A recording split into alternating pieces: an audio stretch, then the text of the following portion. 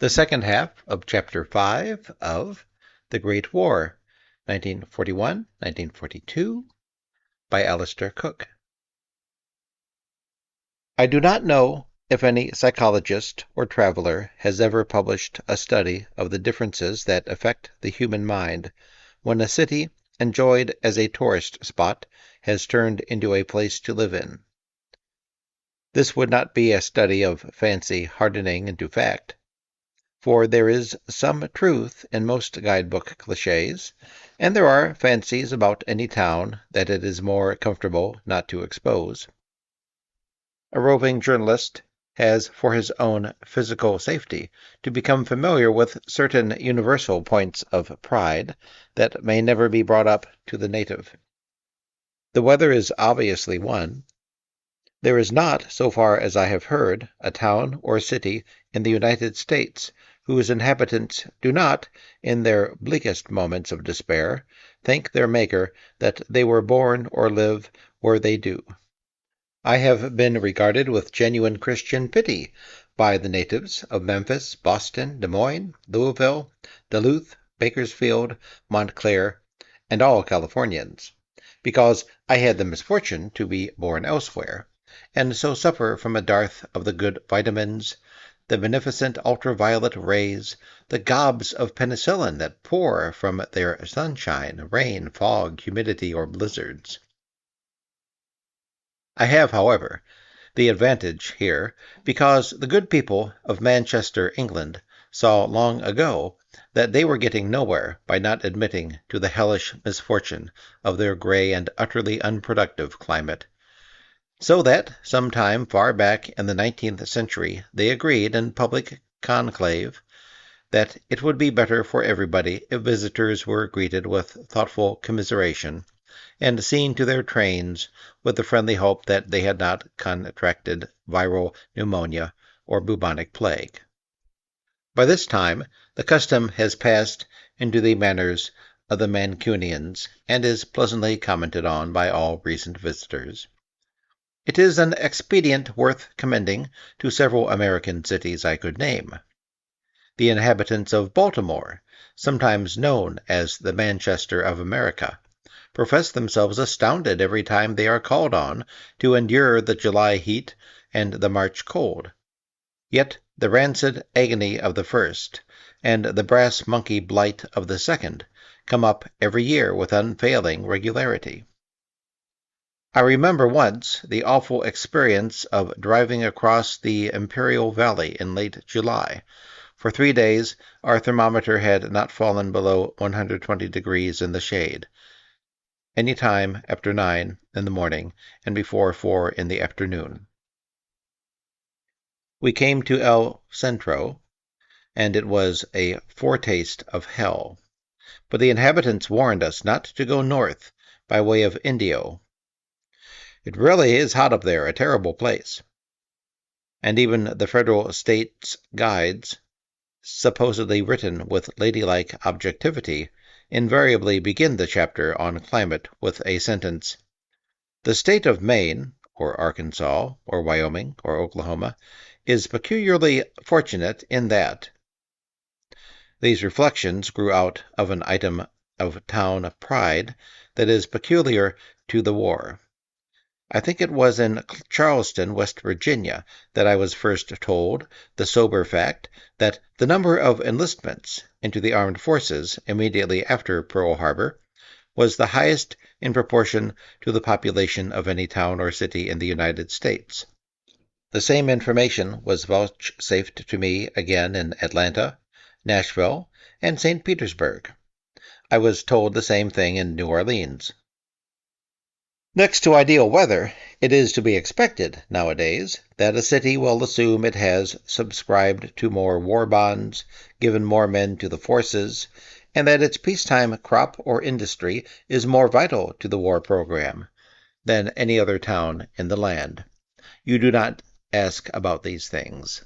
It is better to take them as said and then go off and see what effects are the ones you notice. Superficially, New Orleans has changed little. Stout little women emerged promptly from the Hotel Monteleone 3 times a day for a conducted tour of the city. The wrought iron balconies of the French Quarter apparently had not been needed for the nationwide scrap iron and metal drives. Most of the people walking along Canal Street were civilians. The hotels were doing a booming business, and there was evidence that soldiers were being unscrupulously rooked for a night's lodging. A few imaginative businessmen had offered free to weary soldiers and sailors their stores and offices, and I even ran into one or two walking the street for the purpose. Storyville, the crummy cradle of the blues and of every vice but babies, had been at last done away with, and was replaced by a handsome, low-rent federal housing project for Negroes. But what was the most different was what people talked about. Most conversations that started with the affairs of New Orleans seemed willing to shelve the affairs of city government for the duration. If war calls for responsibilities, it also offers easy escapes from those nearest home. The corruption in local politics was something that most people expected to do nothing about. It's impossible, sighed one editor, to interest people now in a strong reform movement. It could only be done by the independents, and the independents are just the people who are busy on war work. British Relief, Red Cross, and so on. This editor put his head in his hands and moaned when he was asked about the women taking nurses' aid courses. At this stage of the war, it appeared that there were too many amateur nurses around for public safety. A hospital ambulance driver was given patriotic instructions to drive like mad whenever he was answering an accident alarm. As a jittery intern explained, "There are so many first aid mavericks around, and by the time we get a fellow fainted on the sidewalk, we have to use a flit gun to shoo off the debs who are looking after him." The social snobisms that had grown up around war work distressed one editor sufficiently to make him issue a written order to the staff of his society page. It read as follows: "You will henceforth stop printing the pictures of debutantes just because they are sponsoring a Red Cross tea or doing nurses' aid. From now on, they will rate a picture for the same reason as other mortals, if they get killed or if they are in a scandal." The topics I heard most talked about were the campaign for a Florida barge canal, the shortage of sugar, and the work of Andrew Jackson Higgins and his assembly line methods at his boatyards. The agitation for a Florida barge canal cutting across the neck of the peninsula, and the alternative agitation for a 90-mile pipeline across the same route, seemed to be based in motives of sound patriotism. Over the winter, about 50 American tankers had been torpedoed off the coast south of New Jersey. The proposed canal would simply provide the missing link in the intercoastal waterway system. It was argued that oil going this way, either by tanker or pipeline, would save about 400 miles of ship travel for each cargo. But chiefly, it would provide a protected route for oil shipments all the way from Corpus Christi to Trenton, New Jersey. The value of the torpedoed tankers was figured by the enthusiastic chairman, a Texan, of the House Rivers and Harbors Committee at about 4 times the cost of the construction of the canal.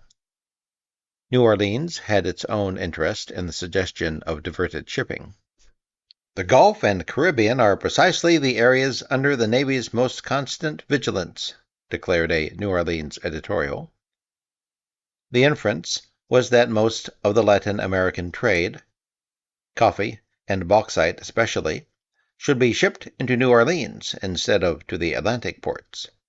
The Under Secretary of Commerce proposed a foreign trade zone at some Gulf port, and New Orleans, in common with St. Petersburg, Mobile, Port Arthur, Galveston, and Corpus Christi, thought it heard its name being called. Great respect was belatedly paid for the opinion of a chief army engineer who 10 years before had surveyed the possibility of protecting the Atlantic coastline for shipping and said it couldn't be done. But there was plenty of internecine strife among shippers and port authorities west and south of the proposed canal routes. The ports south of the Neck became panicky lest a canal would quarantine their traffic for the duration and leave them afterward with no trade at all. The more vocal residents of northern Florida and of the Gulf Coast were eager enough for the canal not to heed the dry report of a group of oilmen that the intercoastal waterway draws only about 9 feet, and that you need at least 30 for an oil tanker. The sugar shortage was a more obvious puzzle at the nation's largest sugar port. It seemed odd to be rationed down here, with sugar stacked high all around the countryside. But the strongest local complaint through all the sugar country west of New Orleans was that there was not enough rolling stock to get it to a ship or station. Mr. Andrew Jackson Higgins is what I mean by the stone of reality that refuses to be digested into a romantic legend.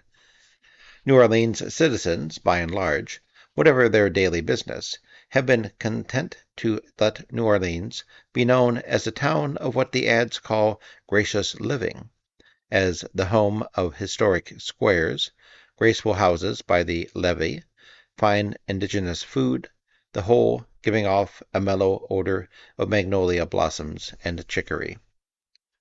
The New Orleanians have been lately insulted by the appearance of visiting Englishmen and Frenchmen and members of the staff of the music archives of the Library of Congress, to whom New Orleans meant only one thing, the source of America's truest native music, the blues. The blues are, however, still close enough to their origins to be raffish and thoroughly uncultural. And when these eager musicologists asked questions about the old sporting houses of Storyville, and worse, went sleuthing there among the filthy cribs, their presence was sometimes loudly resented.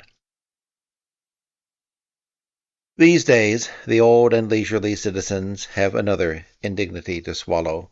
It is Mr. Higgins. Although he was born in Nebraska, Higgins is undoubtedly a genuine product of New Orleans, for he has been sailing lumber out of the Mississippi for a third of a century. So long as he remained a lumber shipper, his fame was humble enough to do nothing to blur the tourist legend of New Orleans. Nowadays, the first thing the visitor is likely to ask to see is one of the shipyards of Higgins Industries Incorporated. You can hear a good deal of resentment about Mr. Higgins that would be inexplicable if you did not bear in mind the picture of the city that most natives like to hold up. Higgins is big business in person. He is aggressive, appallingly successful, has a vocabulary richer than a Marine, and makes a point of hiring Negroes. He is what Southerners have always liked to associate condescendingly with Chicago, a type they have successfully overlooked for years when it bore a Southern accent and operated in Chattanooga, Nashville, or Atlanta.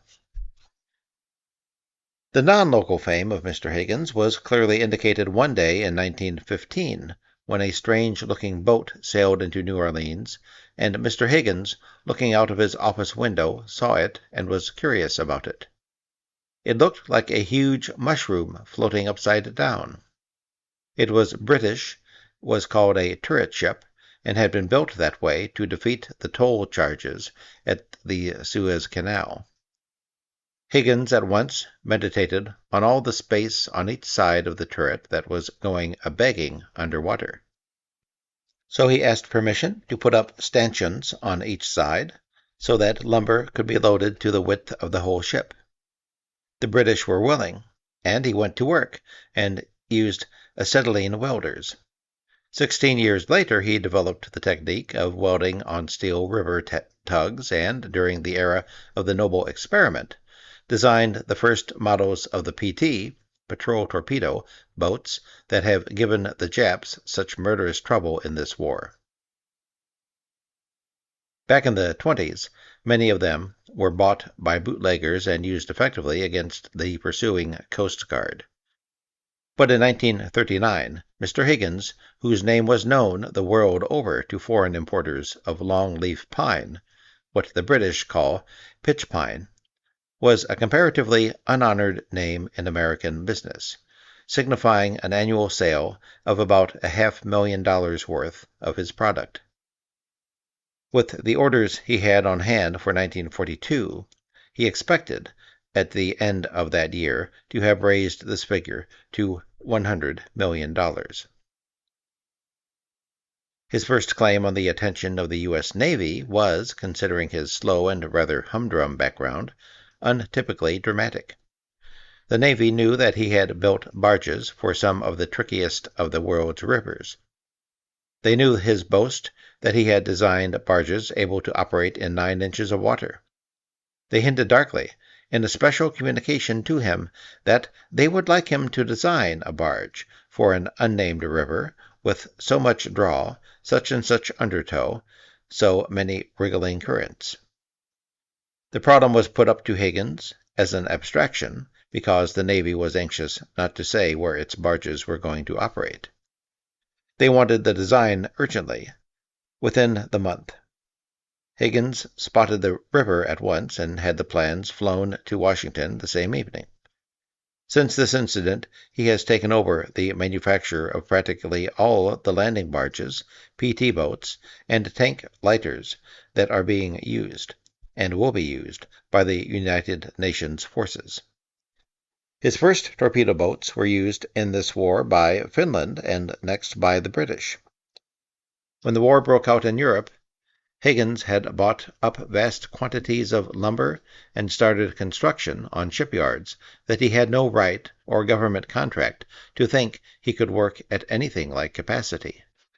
But today, this large, red-faced man with the slant eyes and the double-breasted gabardine suits purrs like a well-dined Jove over the shops and yards that turn out 8 ships of one kind and another every 10 days. We drove out of New Orleans in the late afternoon on the Jefferson Highway over the Huey Long Bridge, do not photograph bridge, and through winding pleasant bayous, across endless sugar fields, deep into the Tiche country. So far, the sugar doesn't know the war is on. It came about a month too late to affect the 1942 crop. 14 months intervene between the planting of the stalk and the harvest, and December 7th came in the middle of this period. The sugar farmers were sad about this, and about the fact that they had been working on a low production quota. Between 1922 and 1932, there was a mosaic disease that played havoc with the crop, and the AAA had distributed production quotas based on this very unproductive decade. Now, says a farmer, they swoop down on us and say, grow all you can, as if the stalk ripens in a week. The whole drive across Louisiana is a deceptive experience. You brush under swaying limbs of live oaks, skirt high levees, stretch out across long sugar fields, observe a little rice planting, and the details that natives are willing to give are wholly about rice and sugar and lumber. At one place we are told that Louisiana has a new industry in the Easter lily, a Creole lily that they hope will replace the popular and profitable Japanese lily. But you need to remind yourself all the time, without any visible evidence, that Louisiana's oil reserves are third only to those of Texas and California, that it has the largest sulfur deposits of any state in the Union, and the largest natural gas fields in the world. Thinking of industry, you look out on the innocent sugar fields, and, because this is wartime, think of the 1/4 of the nation's industrial alcohol that will come from it. In the early Sunday evening, we watched small families, clothed in shabby black, sitting near the bayou shacks along Bayou Lafourche, and drove through a fine racial sequence of American towns: Thibodaux, Schreiber, Chacahula, Donner, and Gibson. We took on some gas at a station run by a Cajun family. An old, unshaven man was sitting out under the porch, whittling on a stick of wood, and occasionally lifting a gnarled throat and singing a high, plaintive Cajun song. He had 3 boys, of whom he said, "They speak English best." One of them, a slim, relaxed boy of 15 or thereabouts, leaned over a fence and swatted a dying wasp.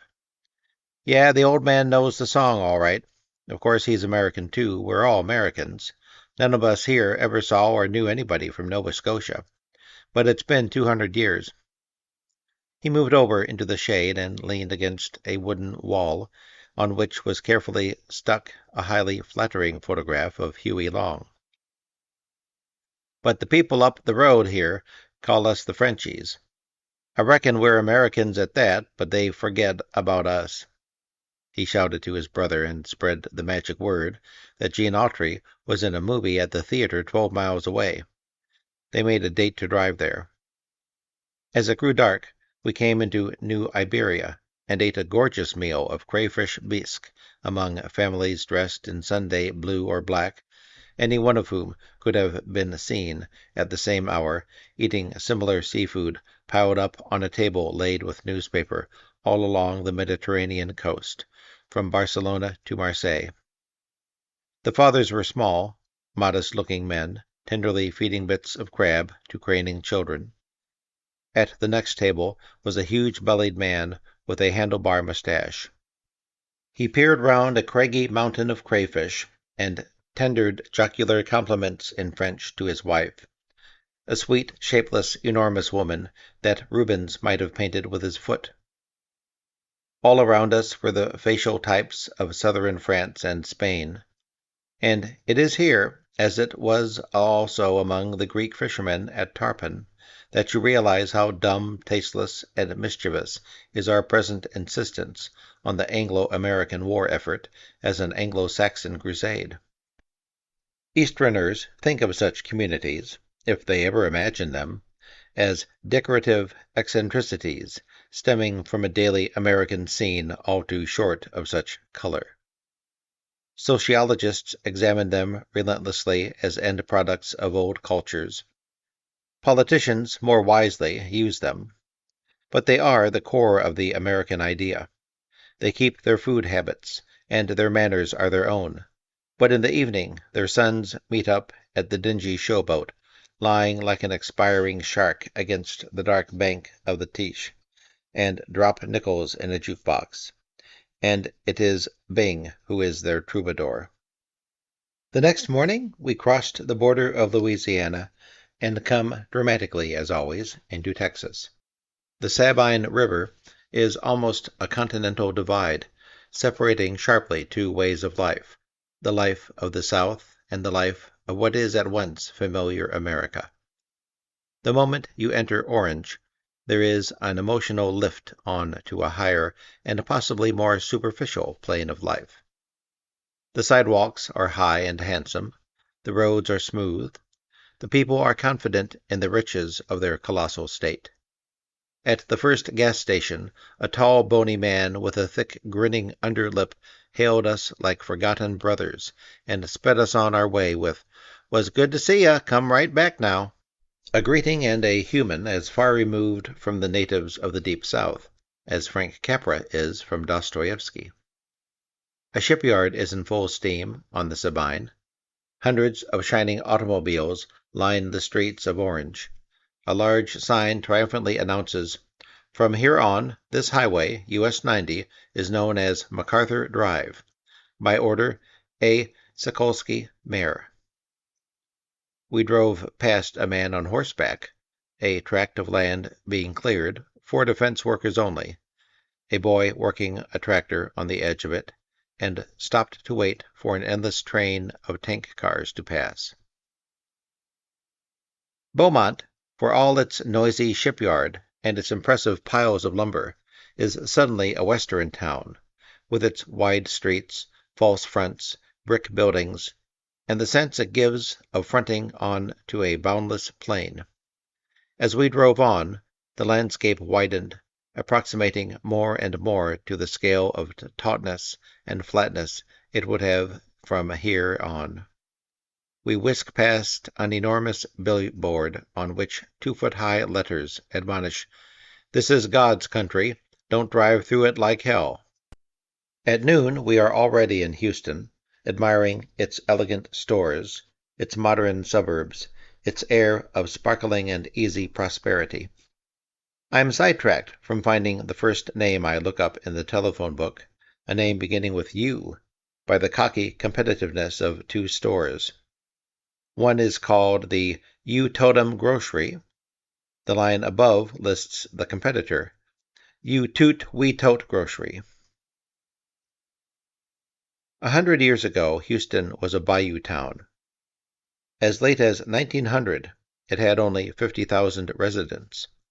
Now it has over 400,000. It is probably the most prosperous inland port in the United States, made by cotton and oil. The cotton men feel bad about the war, for Germany, Japan, and Italy were the chief buyers of Texas cotton. Says one of them, "Our shipping shot to hell. It fell off in '39, fell to nothing in 1940. Go down to the port and you'll hardly see a single boat." I mean, you won't see any loading cotton. The port's comatose till the war's over. But there is lots of shipbuilding going on, and with an ordnance plant going up nearby, Houston is glad that the Federal Housing Authority put up 10,000 units in 1 year. They feel this provision will easily absorb a serious immigration of war workers. Everywhere around the town you notice brisk acceptance of the war as a healthy sort of challenge to show what you've got. 9,000 air raid wardens had signed up, having the imagination to picture what Houston might be like in a good-sized oil fire. With the CIO union entrenched in the oil business, and the AF of L union as much in control as ever of the building trades, Houston regards itself as, for better or worse, a strong union town. It is also strongly democratic, had long shared Roosevelt's concern for the European war, and likes to remind you that the state legislature petitioned for a bill introducing a declaration of war sometime before Pearl Harbor. But the blood in its veins is oil. 1/4 of the world's oil is drilled in Texas, and East Texas is the gas tank of the nation.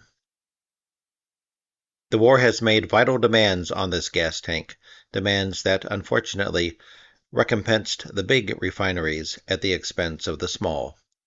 The oilmen were plunged into depression at the start, when they recognized that the war would force them to abandon a principle of distribution that had taken many bitter years to establish.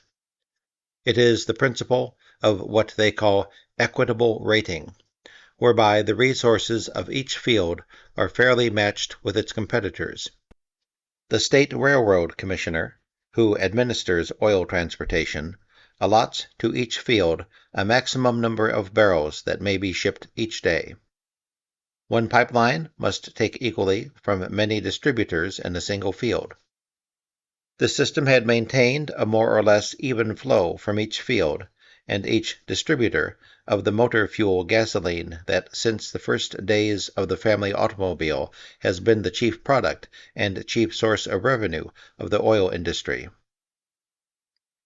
But today the rationing of rubber for civilians has greatly cut the amount of gasoline that the nation can fairly use. What the government demands from the industry is certain refined products, especially toluene for aviation gasoline and butadiene for synthetic rubber. These were formerly minor special products. None of them calls for much crude oil, thus the total expected production of synthetic rubber for 1942, 400,000 tons, would use only 150,000 barrels a day. Yet by an unfortunate irony, more crudes than ever have to be poured through, for these special products come from the gases produced in normal distillation processes, and to secure them, you have to refine ordinary crude oil. So the government's needs, incidentally, call for even more motor fuel gasoline than usual, which the normal consumer is to be denied. Consequently, the oil tanks are full to overflowing, and the small refiner, who does not have the equipment to refine these special products, is having to close down. Neither the consumer nor the bewildered gas station operator can quite understand the connection between this abundance and this rationing. He picks up his newspaper and reads that an official in Washington is promising oceans of oil for the armed forces and urging Texas to give its all. In a parallel column, he reads that yesterday 22 small refineries closed down outside of Dallas.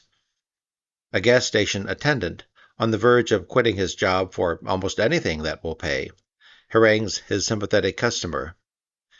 You only have to turn on a faucet down here in Texas and oil pours out like water.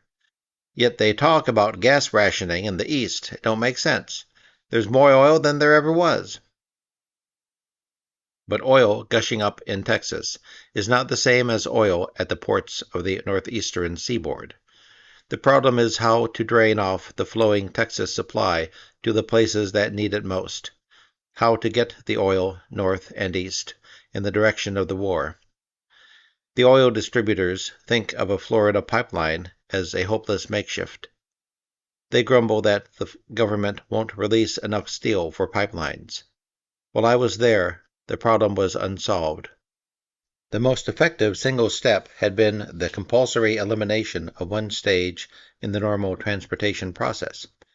Normally, gasoline goes in tank cars to bulk stations, then to gas stations by truck. Now all the refineries must send trucks direct to the bulk stations, and thus free the tank cars for more frequent trips over shorter journeys up north. One social effect of rubber rationing that I noticed first in Houston and afterwards everywhere was the sudden overcrowding of buses. This is uncomfortable anywhere, but in the South means an irritating crowding of the Jim Crow customs. There was not yet any organized or clannish objection to the apparent gain in the Negro's social status, but I overheard plenty of grumbling comments on the emerging fact that these damn niggers are getting underfoot. They don't know their place anymore. Up in Austin, the young editor of the University Daily had the impertinence to write an editorial about racial discrimination and go so far as to suggest the equal admission of Negroes to the university. The older generation of Texans sat by and waited for the heavens to open. This editorial was very likely only an expression of a 19-year-old's opinion. And group opinion is perilous stuff to discover, let alone interpret. But the boy was a Texan, and there were others who felt like him. There were other Texans, not all young ones, who, like reformed rakes counting their sins, began to talk with a touch of shame about the white primary. Here one got the first hint that after the war a new Liberal Party, or a revivified Republican Party, might crusade to some purpose to abolish the weapon that gives the Southern white the assured right to fix the election his way months ahead of Election Day. It was here also, in the gracious town of Austin, that you could hear about other racial suspicions that, while they do not disturb the narcissistic unity of Texans, at least suggest the possibility of future conflicts. Not far from here, for instance, is a compact German population, not politically strong enough to affect elections, but the governor likes to respect its wishes. According to some observant natives who have known them a lifetime, they have considerably more admiration for Hitler than their fathers had for the Kaiser. In 1938, a boatload of them was taken over, at ridiculously low cost, to see and admire the fatherland, which they accordingly did. It may be that their enthusiasm was simply a reaction against the fact that, after all, the Interior Department had never given them a free trip to Yellowstone or the Grand Canyon. but since the 7th of December, they have tactfully concentrated their patriotism against the Japs. Those who live by the Guadalupe River still look down proudly on other American strains running to amiable rack and ruin. And they still, as they did in the last war, call the river the Hindenburg Line.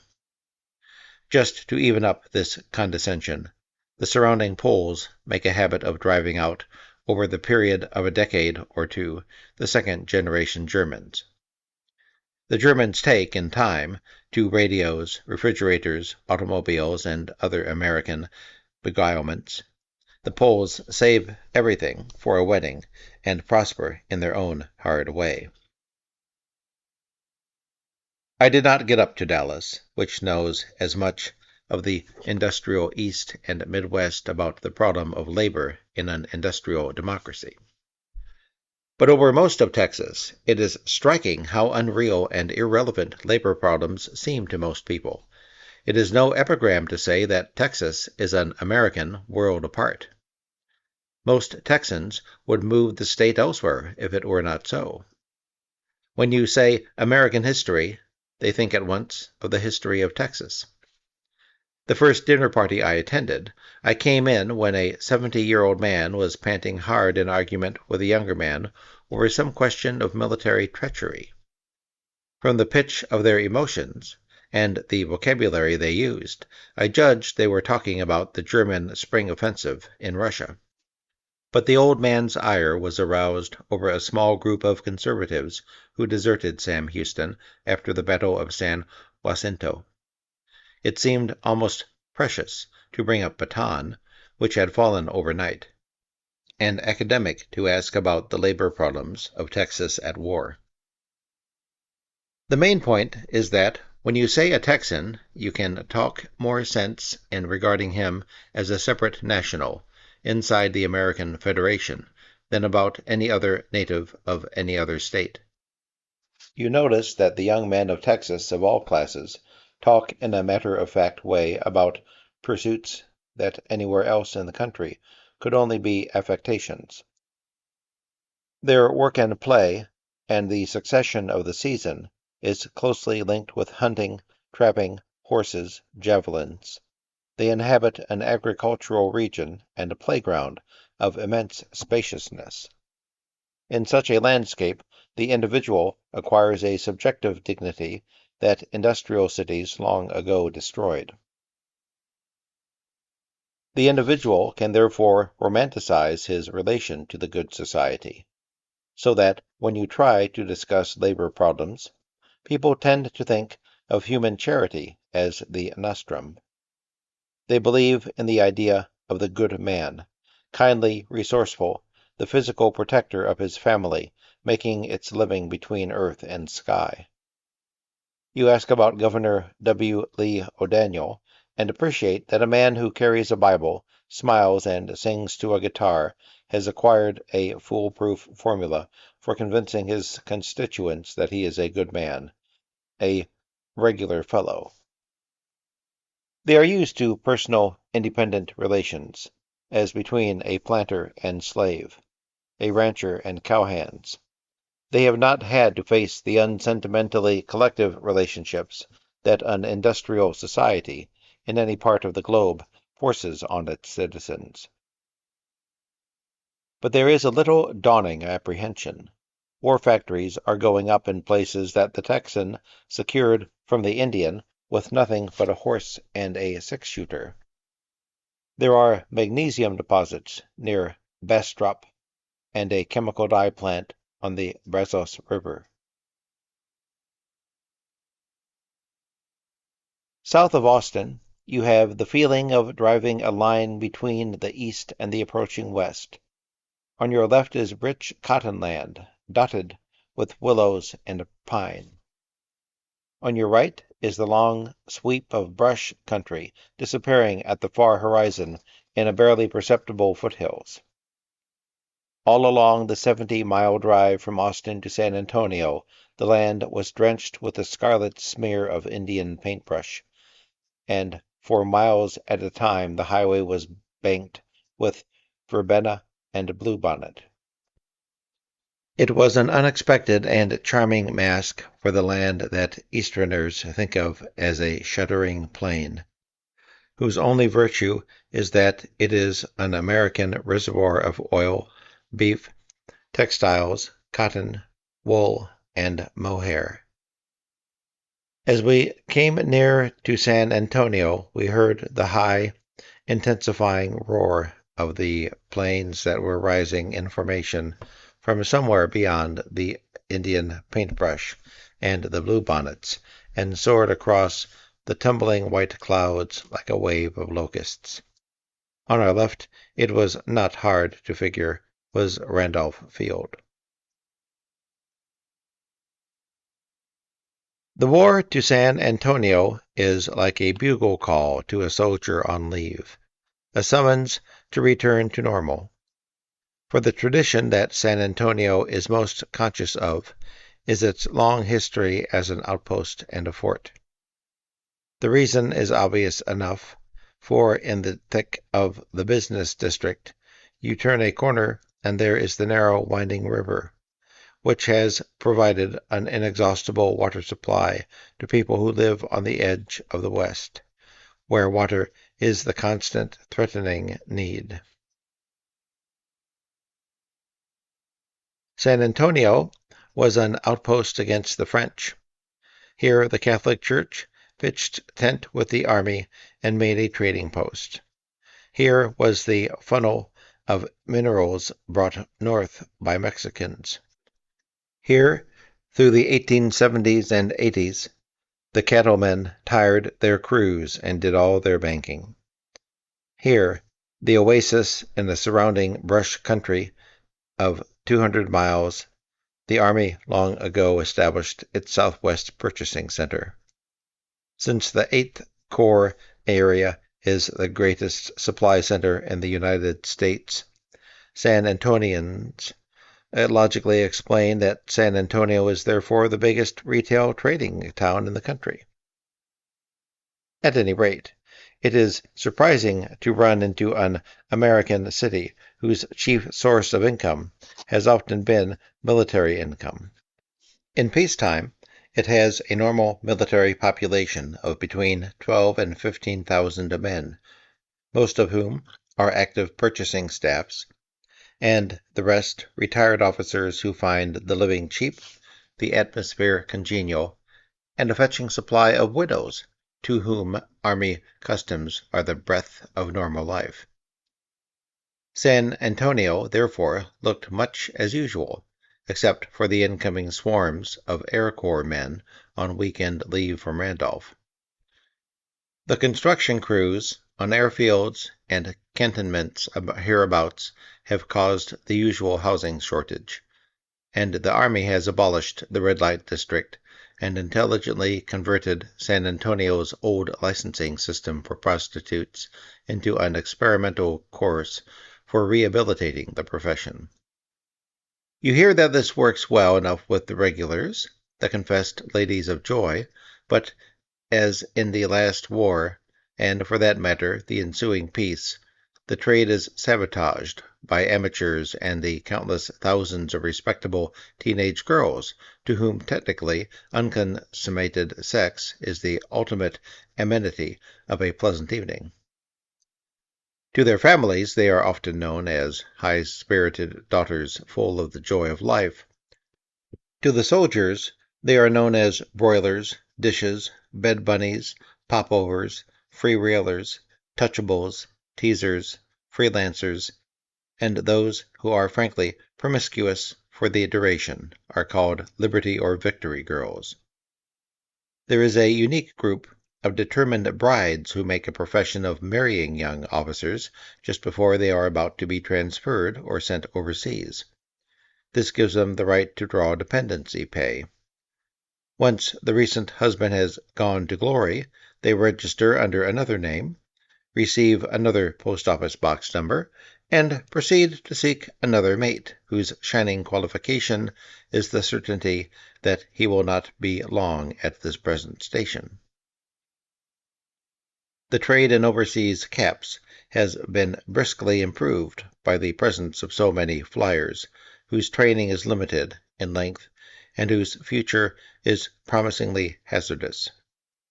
There was one lusty girl, just 30 years of age, who was making a handsome living on the receipts of 7 separate dependencies before the army and the post office authorities caught up with her. But she bore no malice, and from the safe side of her prison bars declared that, in a time of national emergency, she retained feelings only of the warmest affection and most unswerving loyalty to the Army of the United States. That ends Chapter 5, and thank you for listening.